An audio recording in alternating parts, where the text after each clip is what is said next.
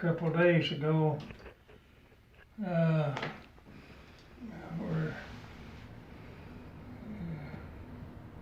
well, it's at the theater where Oswald was arrested.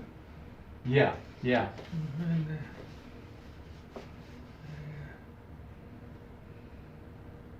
How'd that go?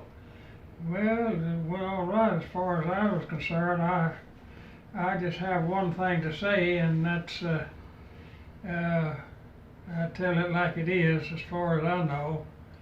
And if anybody else wants to add something, that's for them to live with. Well, I don't care what the truth is, as long as it's the truth. I don't consider myself to be a conspiracy theorist. I look at myself more as a reporter. And Well, I get, of course, I probably get 15 or 20 reports from somewhere about somebody's theory of what happened and so forth. I just got one a couple of weeks ago from Russia, and where a man said that he was hired by Russia to teach Oswald Russian, and but he said he and his wife come to the U.S. and he said they rent a car when they come, and then they drive around. That's the way whatever country they go to, or they just rent them a car and just drive around. And he said we drove by that building where president was shot. And they said as soon as I drove past that building, I knew immediately that Oswald did not kill the president. So he figured that by just driving by the building and never stopping. So, well, you of course you were handcuffed to Oswald when Bob Jackson took that world famous photograph of you, and I've talked to Bob Jackson in the past. Wonderful man, great sense of humor. I know you've met him. Who was that? Bob Jackson. Oh, I know him. He's been here to the house here to visit with me several times, and I've been out to his home in Colorado. Yeah, I know Bob. We're good friends. Yeah, he has a great sense of humor. We had a very good time. I called him about using that particular photograph in a book that my best friend over in the UK wanted to use that, and so I contacted Bob to get the rights for him to do that, and I did that, and we had a wonderful discussion. I had a great time talking to him. I know you've been asked every question on this, and I don't want to bore you with that stuff, but I know you've had to answer. Well, if you got one that's burning you up, go ahead and I'll get it off your brain. Well, if I had 9 hours, I'd ask you all kinds of stuff, and you'd be stuck. Of course, I've heard you say this before. What was your general impression of Oswald when you met him, and then all through that day? Well, of course, to me, he was a young man that wanted to be somebody important, and he would do things in order to put himself in that light. When we would have to move him through a crowd of reporters, why, he was just eating it up. And of course, they were asking all types of questions, and they had their microphones and their cameras shoved over there in his face, and you could tell that he was just eating it up. He was enjoying it. It's just exactly what he wanted to do, and and it brought back to me what his brother told me. His brother Robert turned out to be a real good man and honest, and I learned to like him real well, and we got along fine. And in fact, I've drove up to their home and had dinner with he and his wife, and when I asked him something, I got a true answer back from him, because Robert, he knew exactly what his brother was like, and he had the same opinion that I did. He wanted to be admired and liked and so forth, and you could see that in him. In fact, Robert told me that when he came back from Russia, he and Marina come back from Russia, he went to the airport to meet them, and when they got their baggage and everything and started out, he asked Robert, well, where's all the television? Where are they? They weren't down there. And Robert said, I told him, well, they were following me, but I gave them the dodge and got out, missed them. So even Robert knew what it was like. So do you think that Robert basically thought from the beginning that his brother did this? Oh, he knew it was. Yeah, he never questioned it in a minute.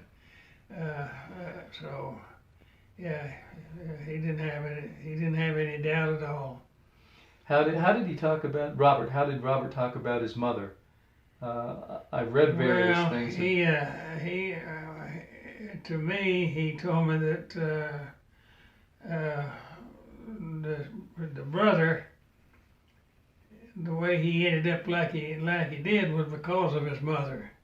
Because he said, I was raised by my uncle, and he was raised with my mother, and she didn't discipline him and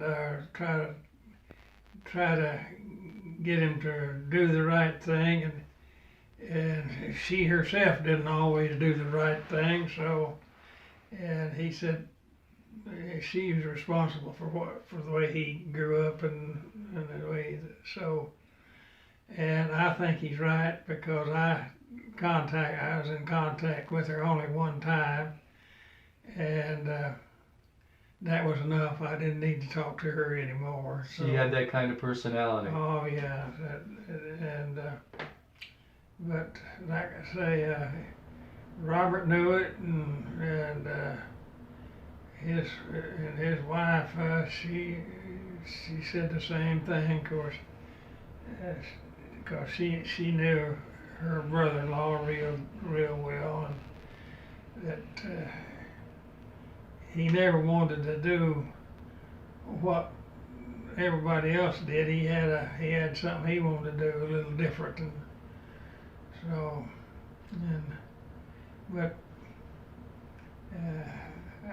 I don't know. Of course, when I interrogated him, I was the first one to interrogate Robert. Not Robert, but well, God, dog, what's his name? Lee Harvey. Lee Harvey. I was the first one to interrogate him. Well, tell me how that circumstance came about, that you got to be the first person to. Honey, are you sure the sound is picking up on this? I don't know. You could probably scoot this a little closer to get a better picture. If you wanted to scoot over closer, you could. Okay. It's probably picking it up just fine. You can just put the phone where you need to so that we can pause it a minute. Yeah, or? and then I'm gonna have something to show them from this. I want them to know the history of this. So how did you become involved in being the first one to interrogate him? Well, very simple, really. Captain Fritz took all the other officers and assigned them in pairs at areas where there was a possibility of having problems. And so all the other officers out of my office up there, my partner was on vacation, and Captain didn't believe in signing one man to a deal. He wanted two men and since I didn't have a partner, he said, well, you can just do whatever you need to do today. And so I thought I was going to have a day off, and I could go out to eat when I got ready and do whatever else I needed to do, and didn't have to worry about anything. But it didn't work that way, and in fact my day lasted till nearly 3 o'clock in the morning before I got to go on my free day off, as I put it. But I borrowed a man from the patrol division because I went and picked up a prisoner that I had information he was holed up, and so I figured I'd better get me somebody with me. That's the reason I called down to patrol and told them I need to borrow a man for the day. And so they sent me a man up, and we went out, and sure enough he was there, which is kind of surprising because 9 times out of 10 the information is no good. Well, we arrested him, come on in, and when we got into the basement, I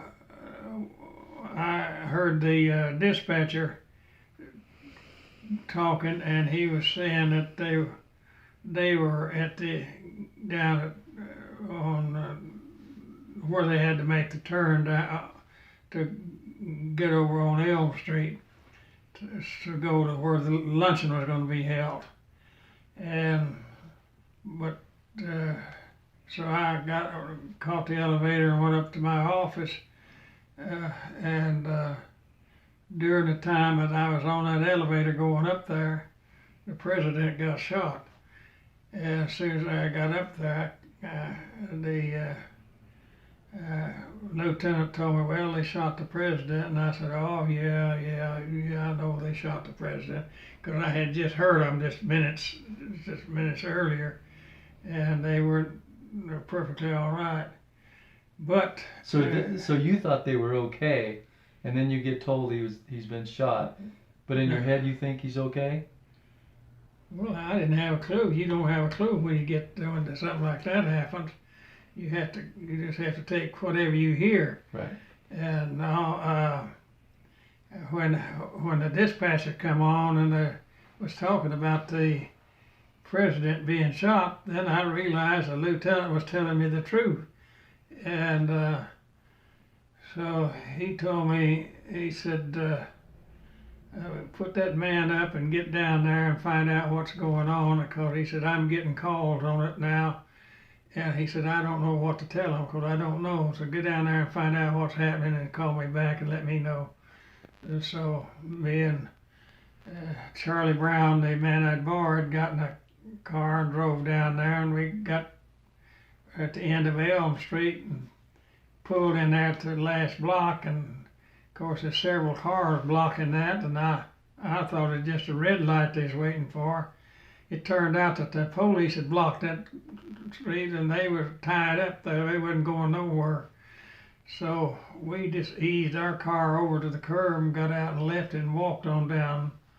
And when we got there,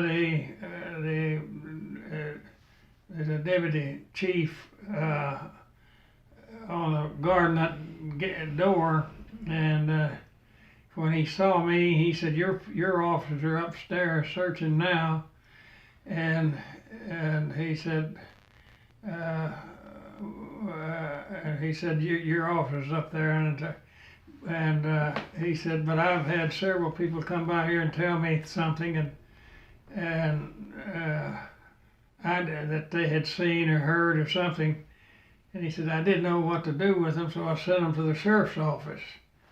So and I said, well, in that case, I'd better go over and check on them, see what they know, if anything. And so I went over there, and the deputy sheriff that was in the office there in charge, he was wringing his hands like this. He said, I got all of your witnesses. What do you want me to do with them? I said, well, I need statements taken from them. Can't you get your men in to take statements for me? And he said, oh yeah, I can do that. So he called his dispatcher to start calling his deputies in, and But about that time, there was 6 officers from the burglary and theft division showed up, and they said, "Jim, we were sent up here to help you. What do you need?" I said, "You're exactly what I need." I said, "Those people, there's about 17 or 18 of them." I said, "They claim to have seen something that might be important. Scatter out at the desk out there and take their statements down and have them put their name, address, and phone number and everything on it, and tell them that I will be in touch with them sometime today, but if maybe not today, I may not have time today, but otherwise I'll be with you the next day." And then I thought, well, I'll run back over to the school book depository to see what was happening. And I told him, I said, "I'll be back in just a little bit to help you with it." But as I started to leave the sheriff's department, I heard him come on there, and he said a Dallas police officer, has been shot in Oak Cliff. Well, when a police officer shot, a homicide officer has to go to the scene to be sure of what happened. So I went there and I found that they shot Tippett, but I had 4 witnesses that was able to see that shooting. There's 3 ladies and 1 cab driver, and so I used them later on when I had time. I brought them in and I put Oswald in a show up, and they all was able to recognize him right, just bang like that. Didn't have no trouble getting him identified. I heard that he complained when he was in the lineup, or one of the lineups, that he was the only one with a T-shirt on, and the others. Well, you hold a show up, and you're going to find something every one of them got that don't match, and that's just a natural thing for them to do. And but when you open that show up for them to look at, and they point directly at that one there and say, "That's the one that I saw. I saw him here or there." They don't even look at the others. They just look at that one. You know you got a good ID. So you feel that you got every one of them identified Oswald right off? Oh yeah, ain't no doubt about it. And but anyway, that's what was happening, and one thing led to another, and and of course he was assigned to me as my prisoner, and if anything happened, because you were the homicide investigator that had to be there. Yeah, and I had to do whatever. If they wanted him for something, except when he went down to the office to talk, the captain's office, go in there. I didn't go in there with him. I had other things to do while the captain was talking to him. I got in touch with the judge and filed a murder on him for that, because I had those witnesses was solid, and so I filed a case of murder on him for shooting Tippett, and so I stayed busy like that doing things, and of course over a period of time, while there's hundreds of reporters from all over the dang world showed up, I think, of course, when the president murder was announced, it went worldwide, and every reporter in the hearing case of it packed their bags and come, and we had them here, and I got so aggravated with them, I tried to get the chief to move them out and get rid of them, and let them but they was right at our office door. And one time, when the captain was through talking with him, he usually, some of us would, well, some of the other officers, I did very little of it, but they take him and two of them and escort him up to his cell and put him in there. One time I was walking by the door headed to do something when the captain finished talking to him, but there's only one officer there. I don't know where the rest of them were. So I told this officer, I said, well, I'll go with you. And so we brought him out, and I got in front of him, and I had my hands on his shoulders, and I was walking backwards with him. And we got through the door, and we had to walk a distance of not quite as far as here to that front door from where we were to where I could unlock a door and get into the elevator and take him upstairs. And as I was walking backwards there, and they were just thick as flies on manure, they holding me like this, and I felt something on my knees, and I looked down there, and there's a joker with a camera with my stuck between my legs and trying to take a picture. I'd never heard that before. And so I tried to send him about 10 feet backward down the hallway with my foot. And I know I made it about halfway. I may not have got 10 feet, but I sent him back a good bit. Of course, he got out of my way. I never saw him anymore. But that's what we had to put up with. So anyway, there was different things took place, and the captain had certain things to do. And of course, Oswald, when I talked to him about some things, of course, he denied everything. But what sort of things did you ask him? Well, I was asking him about his name and his address and all of this and so forth. And then I got into about shooting. See, he was arrested. When I first started talking to him, I had no idea he shot the president. We were just talking to him about Tippit. That's what I was talking to him, because I didn't know that he's going to be a suspect in the presidential thing at that particular time. So I asked him about shooting the officer. And well, he knew he was arrested for shooting the officer, and so I asked him, and I said something about shooting the officer. And he said, well, I didn't shoot anybody. Well, that was a wrong answer for that question. And I thought about picking it up for a little bit, and then I thought, well, no, I'll just hold off on it. What was wrong about it is the right answer to that. I had worked 2 other police officers' murders, and in talking to them, they'd always say, I didn't shoot the police, or I didn't shoot the officer. And when he said I didn't shoot anybody, that told me there's another shooting involved somewhere. And but I didn't know where, and I hesitated because I didn't want to screw it up. I wanted to be able to tie him on it when I started talking to him about it.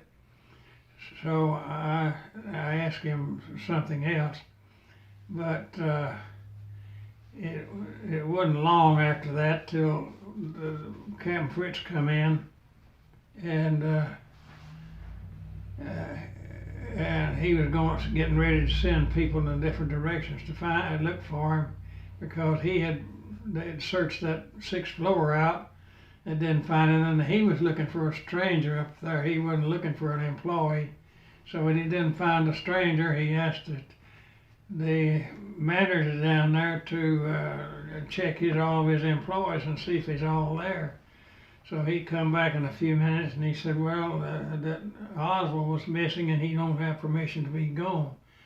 Well, that set the cap off real high. Well, he just knew he was on the right deal then. And he said, give me his address. I want to go to check on him. And because he had told him he was gone, he didn't have permission to be gone. So they went out to his address, that address he had. Lo and behold, he didn't live there, and it was a phony address. So he kept really got into it then. He thought, well, he has to be the right one. So he come back to the office all hot and ready to send people in different directions to try to find him. When somebody told him, well, the man Leavelle's talking to has got a name similar to that. And so he come and asked me what his name was, and I told him it's Lee Harvey Oswald. And he looked at Oswald and he said, where do you work? He said, the school book depository. Boom, I lost my prisoner cap. So you're the man I want to talk to. So I lost him. He took him and went in and started talking to him about the presidential shooting. So what was Oswald's demeanor with you when you were talking to him? Oh, he was very polite to me and answered my questions in a nice manner and just as pleasant as anybody you'd want to talk to. And he didn't get angry. Captain made him angry when I don't know what he said to him, but as I was walking by the office one time, I heard Oswald raising his voice.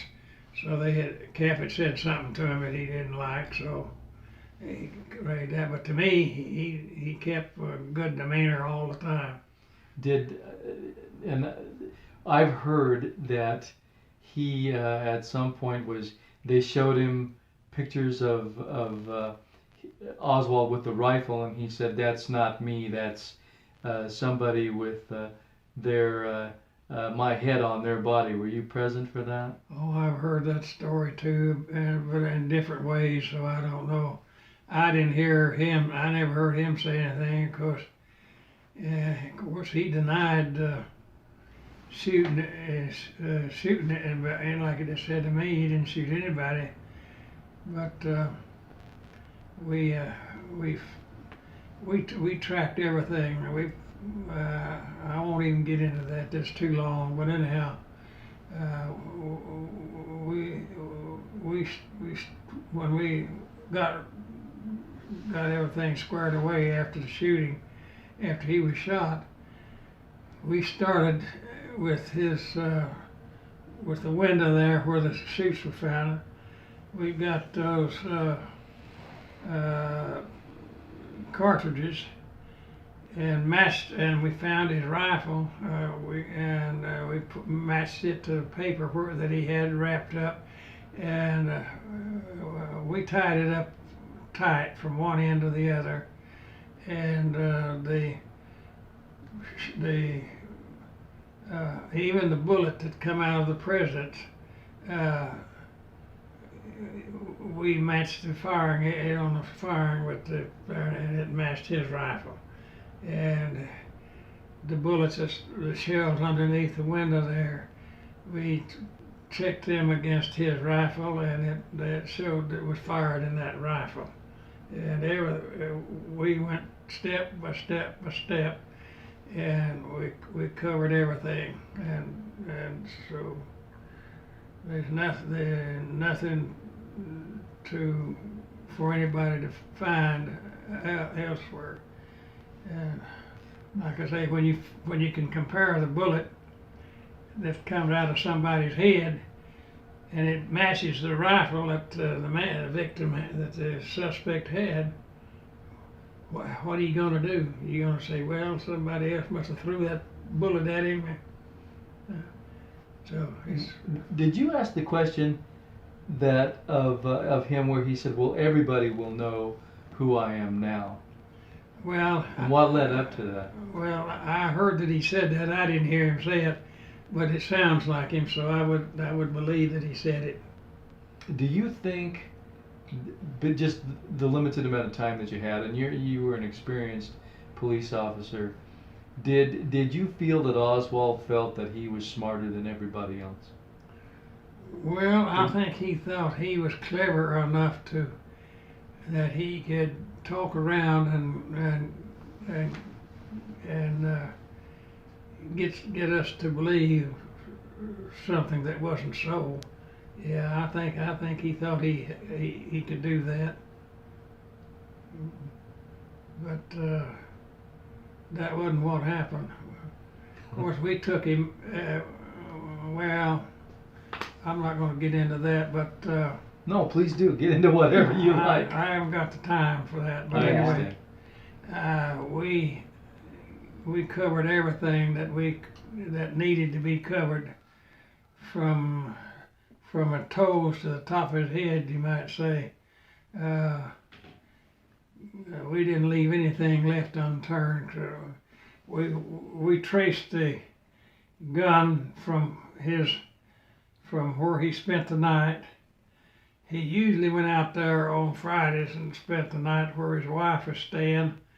They had temporarily separated, and he'd go out there with this friend that worked there. He'd take him out and bring him back to work, and on Fridays, and then he'd come back on the Monday morning.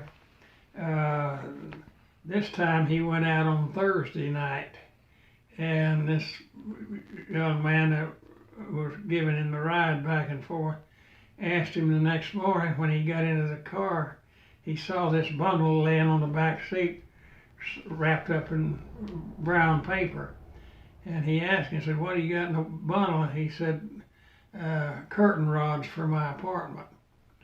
So what we did later on, we went in there and took that paper, spread it out on the floor, and if you wrinkle that brown paper, it's going to crease. And we laid it out, and we put his rifle in that thing, and it fit just like a glove right in there on that. So you did put the rifle into the paper bag? We laid it down right into it, and careful not to make any extra bends in it. And so this is what we did with everything else, and we tried it to make it fit, and so I'm satisfied with it just like it is. And of course, these people that don't want to believe it, they want something else. And but I just like to hear about the history from the person that was there. So now I'll ask you the story of how you managed to you had to move Oswald, and that's how you wound up in that famous picture seen around the world. Tell me about the events of that. The what? When you were handcuffed to Oswald, and right before he was shot by Ruby, can you give me a little of that story? Well, yeah. Well, as I told you earlier, that he was assigned to me. Right. So any movement, of course, had to be done with him come through me. And so when they got ready to transfer him, I had to see that he got his clothes, was dressed right and dressed all right, and sweater there that he wanted to put on because it was a little cool that day.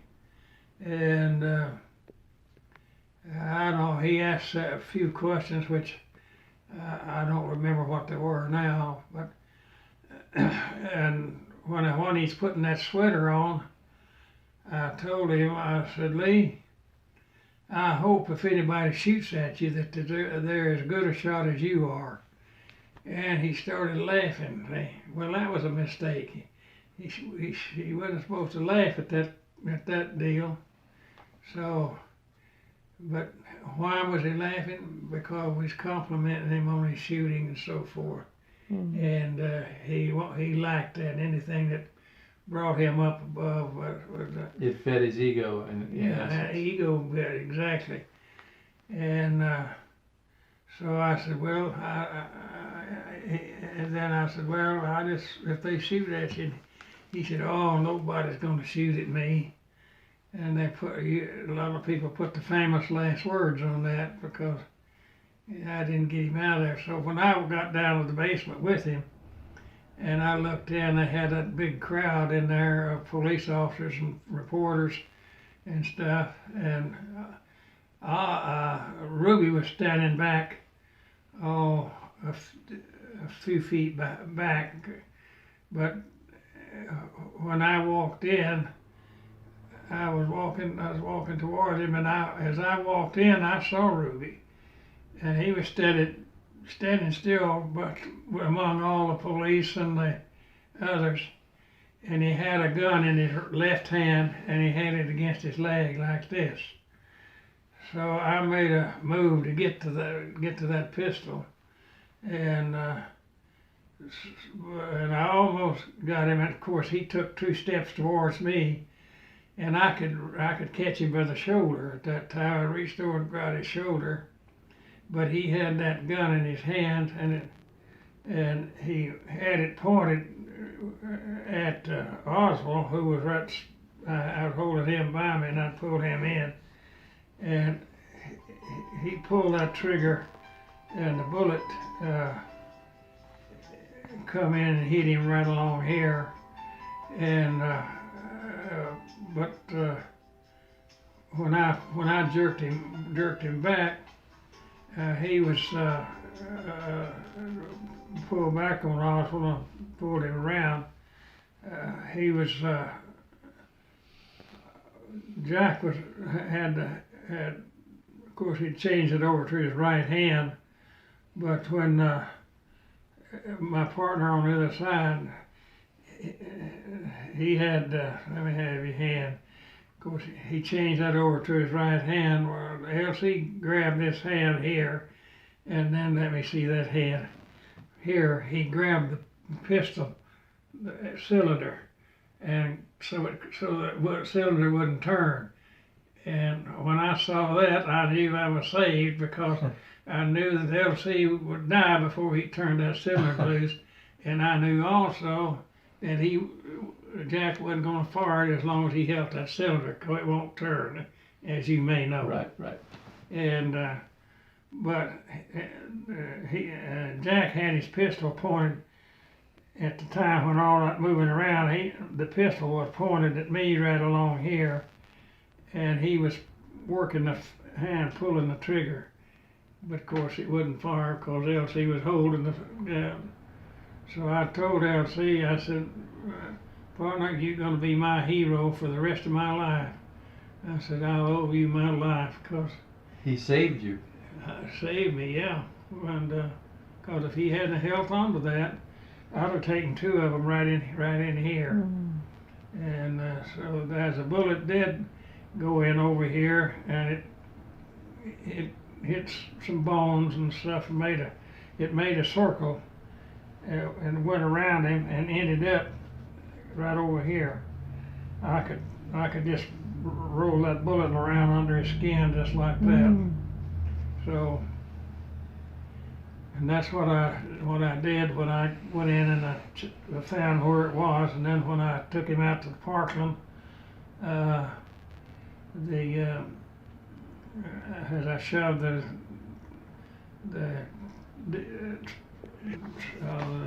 what I was hauling him on inside, the doctor started to pull it, and I said, wait a minute. I said, before you take him in there, I want that bullet out of him. And he said, where? And I said, right here. So he pinched it up and hit it with a scalpel, and it just popped out into a tray that the nurse was holding. And then I took a pocket knife out of my pocket. I had one that had a real sharp point on it, and I wiped that bullet off, and then I told that nurse, I said, scratch your initial on the inside of that bullet. And her name was I don't know, she's Audrey or something like that. Leavelle. And she put a A on it right there in the middle. And so you could feel with your fingers the bullet as it went around and lodged there under the skin. Well, no, I didn't. I couldn't see it. The reason I had to hunt for it. But you could feel it once you. Once I found it, oh yeah, I could feel it. Well, that wasn't the first time I had taken bullets out of somebody anyway, so it wasn't nothing new to me. And but I took it. I talked to the FBI director some months later, and I told him the same thing I told you. And when I come to this part here, and he sat there for a minute, he said, Jim, he said, you know what, that's a real smart thing you did, getting that bullet out of there and using for evidence. I said, well, that's what I thought too. He said, I doubt if my men would have thought of that. I said, I was thinking the same thing too. So. What was going through your head? I know it's unfair to ask this question all these years later. What was going through your head at the moment that Ruby came out to shoot, and you could see what was happening? Was there anything that you remember that was specifically going through your mind at that instant? Well, certainly. I knew what was fixing to happen. I knew he was coming to shoot Oswald, and my thoughts all was, how am I going to save him? That's the reason I was pulling him, trying to pull him behind me. Of course, some people said, "Why do you want to pull him behind you? That made you a bigger target." And they wanted. A lot of people asked me, "Did I get frightened? Or was I scared? Or this, that?" That never entered my mind. And about getting shot or being frightened, it never entered my mind. All my mind was on was trying to save this man's life. And so you would have put your own body between him and yeah, Ruby. I had it between them, but and it ended up, but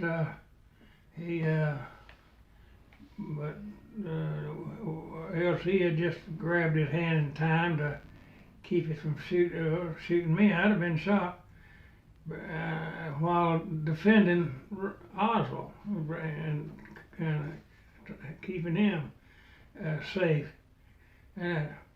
Well, I've been shot at too many times. I've had one man shoot at me one time and on a deal that I was trying to get a lady out of a room, out of a window, because she was a hostage, and there was three hostages in there at one time, and in the house, and we finally got them out, and then my lieutenant and I was around going over. We tried to get the lady out. She was quite husky, and the other three people, we got them out. But what we was doing was, it had a window like right here on this side of the room, and there's over here they was going into a bedroom, and when we'd leave him quiet for a while, we'd get people to go over on the other side on the outside and bang on the walls like we was breaking in, and he had pistols and rifles and I don't know what all, had a mask and everything to protect himself with.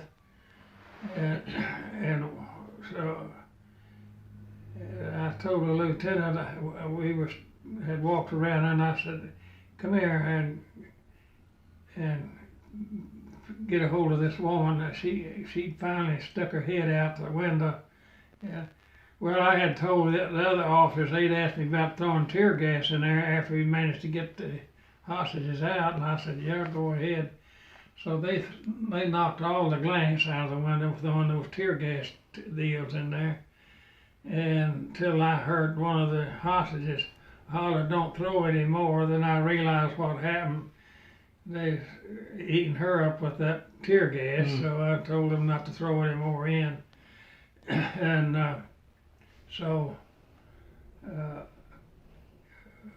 anyway, when he was gone, I thought the lieutenant, they had got the rest of the other people out, except for the old lady that lived there, and we had her. She got herself sticking out the window, and I had a hold of her shoulder and everything, and the lieutenant had the other side. Well, he came back in from there, and he had the rifle in his hands. Well, I'm on this, he came in that door, and I'm over here, I'm the closest one to him. So he threw that rifle up and shot 4 times, and I checked it later on. Those 4 bullets hit the window frame on that door about 2 inches from my head. And another time I was trying to arrest a man, and me and partners hit the front door, knocked it open. And of course, we had been told that he had two 45s when that anybody knocked on the door. He stood up and cocked them and pointed them at the door. And the sergeant hollered at me to go with him on that search warrant. I said, Harvey, what do you need me for? I said, you got 3 of your people here. I said, why are you going down? I said, a search warrant is easy to do.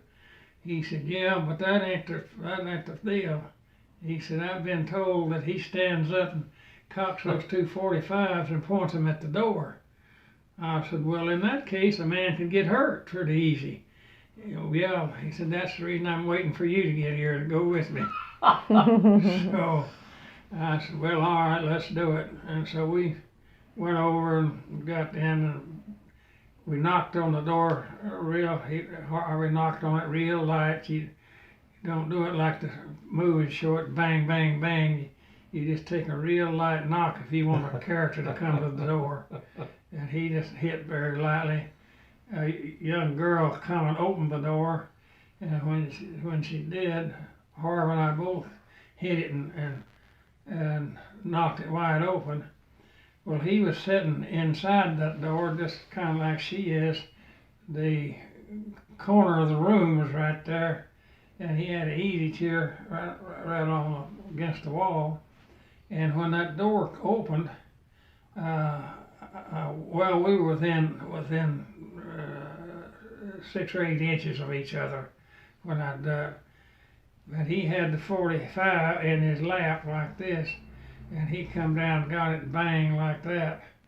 Well, the bullet went under my chin right here, and it burned my face along here. The powder from the gun burned my face along here, and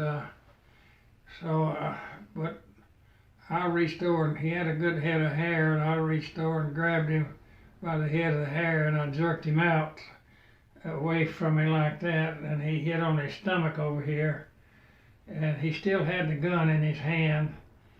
So I run over there and stepped on his wrist with this foot, and kicked the gun out of his hand, and it went up under the deal.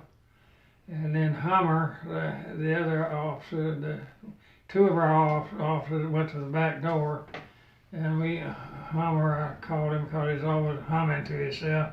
He was there, but he had shot about the same time that he fired his pistol, and I didn't realize it. I thought it was all one deal, but he had stuck that shotgun in there and blowed a big hole in him right here, but it didn't kill him. He lived over it, and of course he said, when I talked to him later after we got the thing squared away, he said, well, I didn't know y'all was police. I said, who do you think would be knocking on the door? I said, when Harvey answered, I called out police with a search warrant, loud enough to hear it for a block. I said, don't tell me you didn't hear that.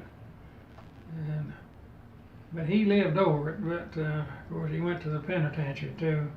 He was supposed to have stolen a lot of securities out of New York City, and he also was supposed to have a lot of hard narcotics. And he had it all. Yeah, we found it all. You got him. Yeah. I'll get out of your hair in just a second. I know you got a lunch date coming up.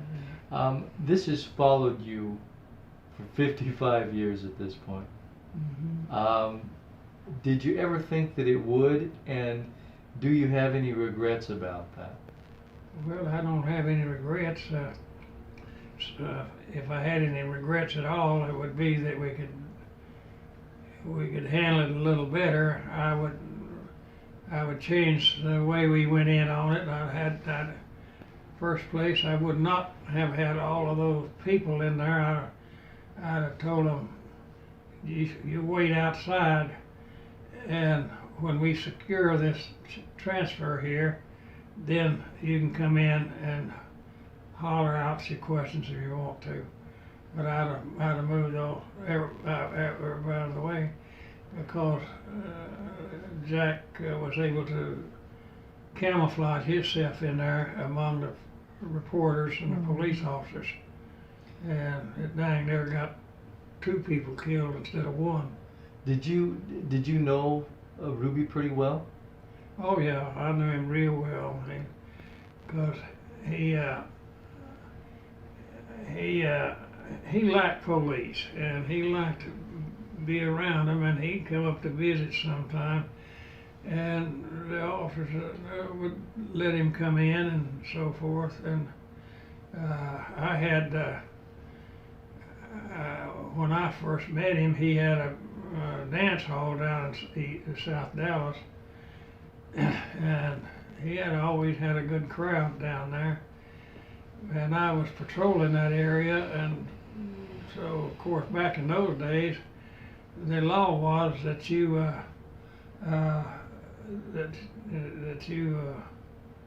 closed at midnight, those bars and everything.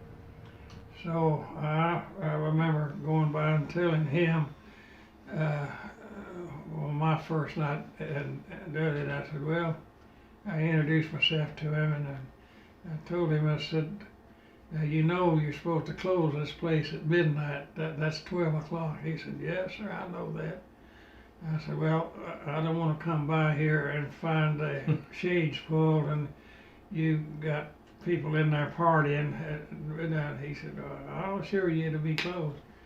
And he did. Every time I went by there, that place was closed at midnight.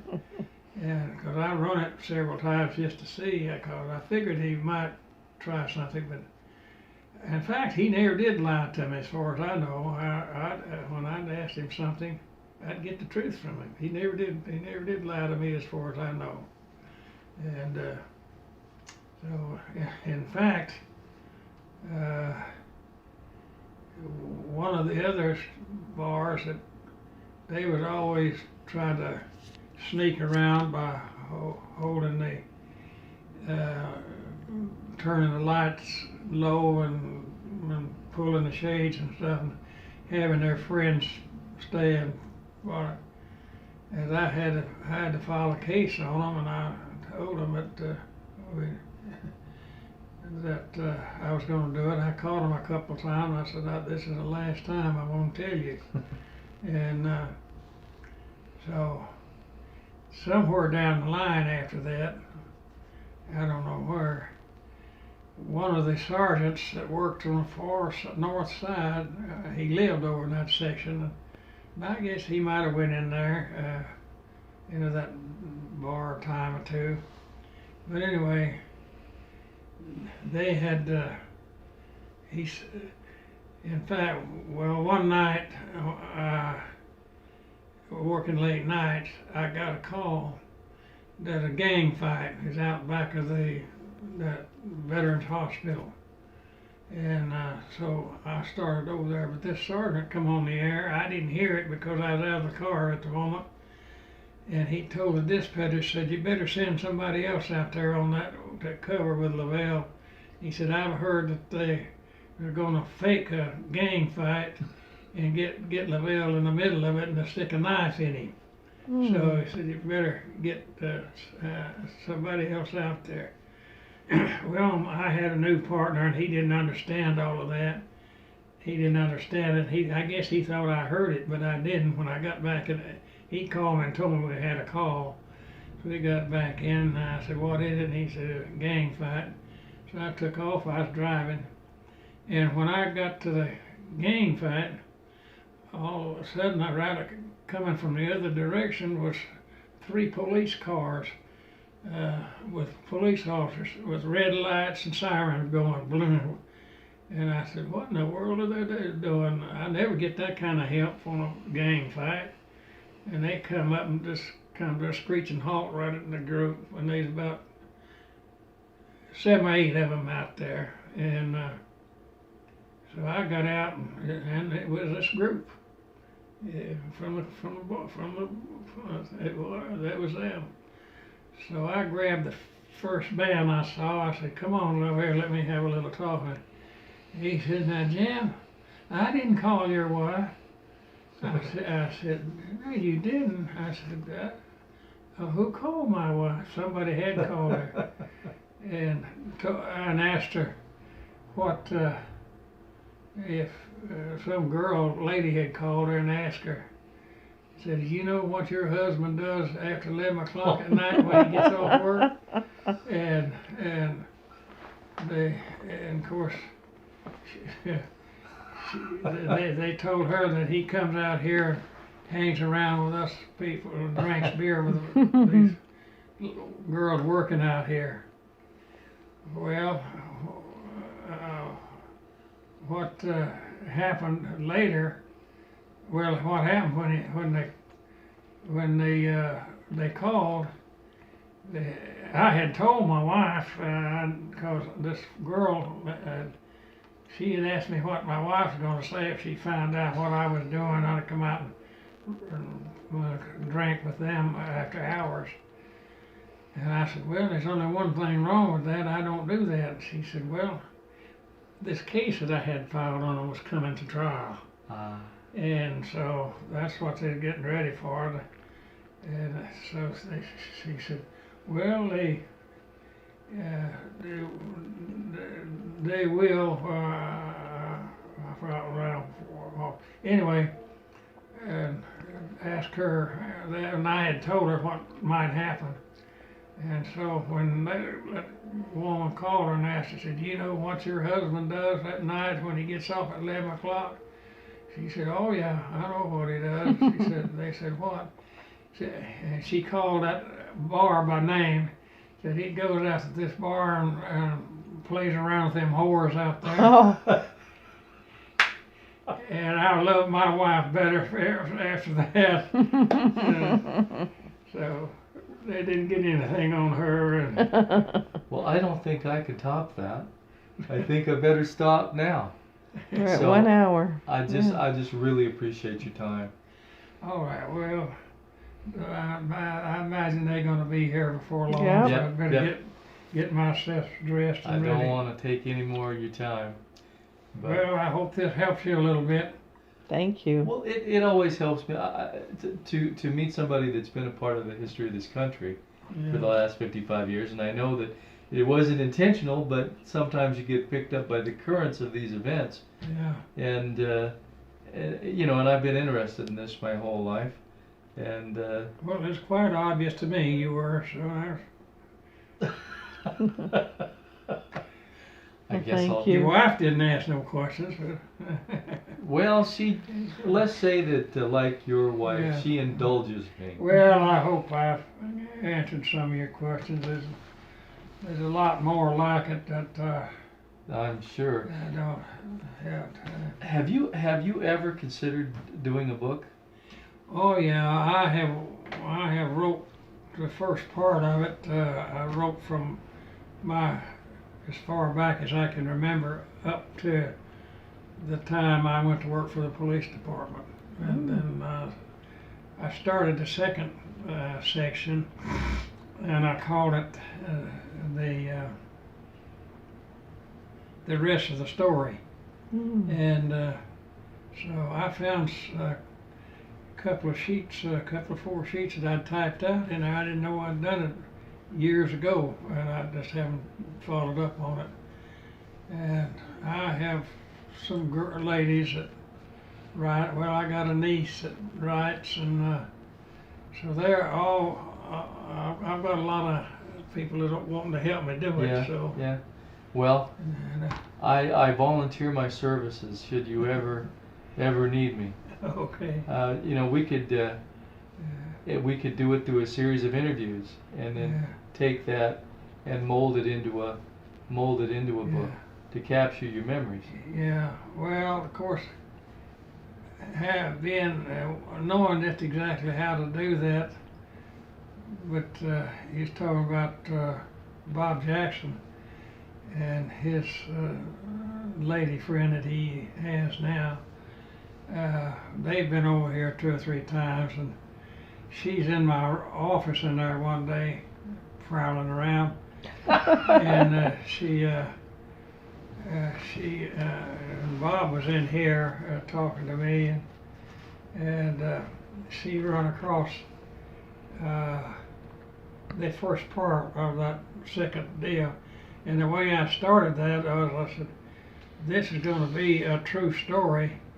At least I hope it is.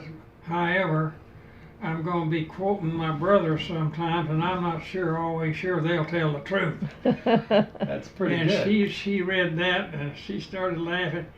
She hollered, Bob, come in here. Let's see how Jim starts his stories. That's a pretty good line. Tells me you've got some talent. Yeah. Well, I really, if they don't get around to it, and you ever feel that you want to do something like that, I will help you. I mean, this is. Okay. Well, I appreciate that. This is history, and I'm glad to meet you again. Well, it's good to meet you, sir. That your wife. Okay. Thank you. Y'all have a good day. And all right. Where do you live? We live in Oregon. Oregon? We're right in the middle. If you look at a map of Oregon, we're right square in the middle of Oregon. They call it high desert. Central Oregon. Central Oregon. We live in a little town called Prineville. Well, I've been to Oregon a few times. I don't remember exactly that, but I've traveled. Well, I had some people in here one day, and they asked one of the ladies, she kept wanting to know where I talked to, because I've been to the Capitol in Washington 6 times talking, and so I told him, I said, well, if you really want to know, just like I went down to the theater last week and talked, I said, if you really want to know the ground I covered, I said, go up to Maine and take you a course right straight across to California. And then I said, then go back over to Alaska. I've been there twice making talks. And I went all the way to as far as you can go on this way. And I said, then there's about a dozen states right underneath all of this sucker that I've talked in. So if you want to find out, that's where I've been and where I've talked. Well, if I had more time, I'd like to ask you about World War II. I know you were involved in that. When I interviewed the FBI agents that were ordered to stay with Kennedy's body, they knew they had this slice of history, but that wasn't where their heart was. They cared about their service in World War II. That's what they were proudest of. One was a paratrooper and one was a squadron leader, and so that's what they were really proud of. And I know that you're proud of your service as well. Well, there's of course, I've been a good friend with a lot of the Secret Service and FBI and the Rangers and all of that. I've had good friends and all of them. I've worked in conjunction with them on things too. So you know the ropes. Yeah. So. Well, Lori, we better let this gentleman get